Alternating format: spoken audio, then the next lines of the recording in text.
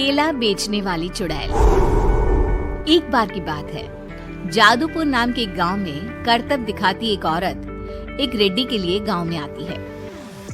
आइए आइए मेहरबान कदरदान, खाइए रोहड़ा के ताजे ताजे केले, कभी खाए नहीं होंगे ऐसे केले, पीले पीले केले खाइए। ये कहकर रोहड़ा हाथों में 4 केले लिए उन्हें सर्कल में जोर जोर से हवा में उछालती हुई करतब दिखाती है, जिसे देखकर आसपास के सारे बच्चे अपने अपने मम्मी पापा से उस औरत के पास जाने की जिद करने लग जाते हैं। पापा, ऐसा तो सर्कस में बॉल से होता है ना, ये आंटी तो केले से कर रही है, चलिए ना पापा देखते हैं। रोहड़ा एक पतली सी तार पर चलती हुई केलों से करतब दिखाती है। आते जाते सभी लोग बाहर रुककर उसके करतब देखते हैं और वाह वाही करते नहीं थकते।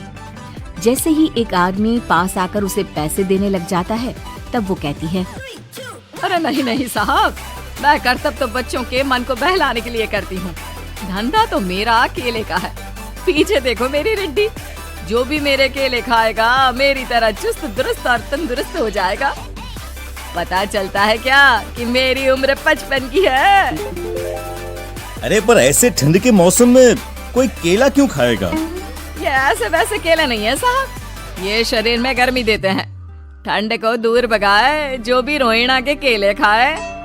पापा, अगर मुझे केले नहीं मिले तो मैं घर नहीं जाऊंगी।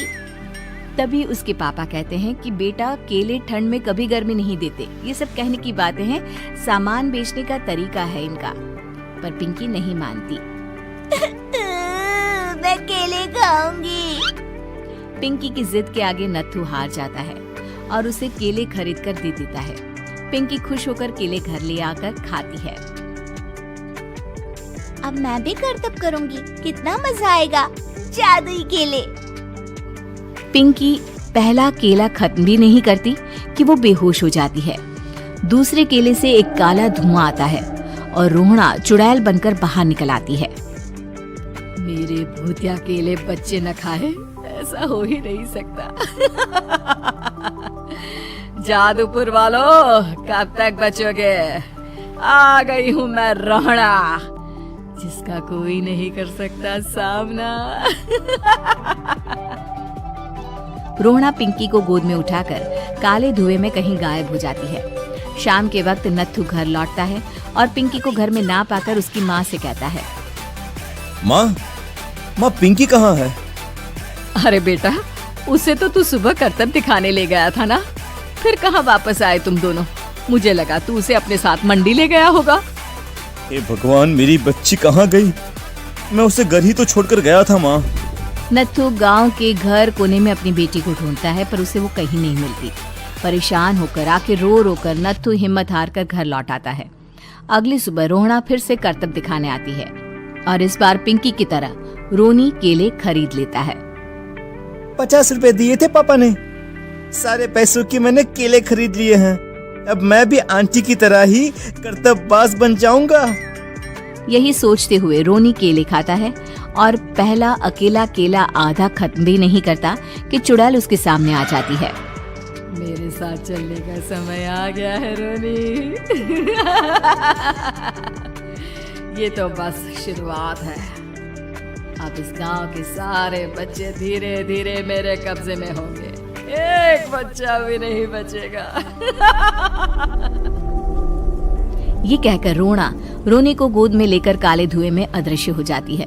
इसके बाद हर रोज गांव में से कोई ना कोई बच्चा गायब होता, पर ऐसा क्यों हो रहा है किसी को भी समझ में नहीं आ पा रहा था। रोज की तरह अपनी बेटी पिंकी की तलाश में नत्थू गांव के एक तालाब के पास बैठा रो रहा था। कहाँ गई मेरी पिंकी? शकुंतला के जाने के बाद एक वही तो मेरा सहारा थी। अरे उसकी आत्मा कोस रही होगी मुझे कि मैं अपनी बच्ची को संभाल भी नहीं पाया। नत्थू ये कहता हुआ रो ही रहा था कि तभी तालाब में से उसे शकुंतला की आवाज सुनाई देती है। कहाँ थी तुम शकुंतला? हमारी बच्ची और सारे गायब हुए बच्चे रोहड़ा के कब्जे में हैं। वो बच्चों को जो केले देती है उससे बच्चे बेहोश हो जाते हैं और उसके कब्जे में आ जाते हैं और वो उन्हें ले जाकर काली दुनिया में ले जाती है। पर वो ऐसा क्यों कर रही है? ये मैं नहीं जानती, पर उस दुनिया का रास्ता मैं आपको बता सकती हूँ। जहां ये नदी खत्म होती है वहां एक केले का पेड़ है, उसके नीचे एक दरवाजा है, वहीं से रास्ता जाता है उस दुनिया का। ये कहकर शकुंतला की आत्मा गायब हो जाती है। गांव के सभी लोग झुंड बनाकर उसी रास्ते से काली दुनिया में चले जाते हैं और वहां देखते हैं कि सारे बच्चे वहां काम कर रहे थे। पापा मुझे ले चलो यहाँ से। पापा पापा। सभी बच्चे अपने मम्मी पापा से लिपट जाते हैं। तो तुम लोग यहाँ तक आ गए? क्यों हमारे बच्चों को पकड़ लिया तूने? तुझे शिकार ही बनाना है तो ले, हम सब आ गए हैं, हमें खा ले। नहीं, मुझे बच्चे चाहिए। मेरे बच्चे के बदले तुम लोगों के बच्चे। क्या मतलब? मैं इसी गांव में रहने वाली एक औरत थी।